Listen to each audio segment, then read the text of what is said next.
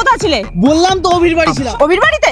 আরে হ্যাঁ। আরে ভাই তোরা আমাকে এত তাড়াতাড়ি ডাকলি কি হয়েছে? এই তো কাল আমি তোর বাড়ি ছিলাম না, বল বল। আরে হ্যাঁ ও তো আমার বাড়িতে। 9 8 7 2 5। হ্যাঁ এই কোথায় ছিলাম, কি কি বলছিলি তোরা? কালকে রাতে ও কোথায় ছিল? ও কালকে রাতে ও তো আমাকে 11টার সময় ফোন করে বললো রেক্স ওকে ফোন করেছে। তারপর বললো যে ভাই আধ ঘন্টা পর আমি দেখা করতে যাচ্ছি। আমি বললাম না ভাই তুই দেখা করতে যাস না, তোর খারাপ লাগবে। এবার ও বললো যে না ভাই খারাপ লাগবে না, আমি ভাই দেখা করতে যাবো। তারপরে আমি ওকে দেখা করতে ছেড়ে দিয়ে আসলাম।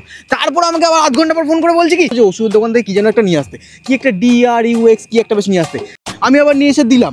তারপর আমাকে বললো যে 3 ঘন্টা অব্দি আমাকে কোনো ডিস্টার্ব করবি না, কিচ্ছু বলবি না, ফোন মেসেজ গালাগালি কিচ্ছু করবি না। আমি দেখলাম 3 ঘন্টা অব্দি ওকে ফোনও করিনি, মেসেজও করিনি, কিছু বলি। আমি 3 ঘন্টা পর গিয়ে আমাকে যখন পিক আপ করতে বলে তখন আমি গিয়ে দেখি কোনো একটা হোটেলের সামনে দাঁড়িয়ে আছে। তুই বল হোটেলের সামনে অত রাতে গিয়ে দাঁড়িয়ে থাকে? যাই হোক হোটেলের সামনে থেকে আমি ওকে তুললাম, তারপর ওকে বাড়ি ছাড়লাম। কেন ও 3টের পরে তোকে ফোন করেনি?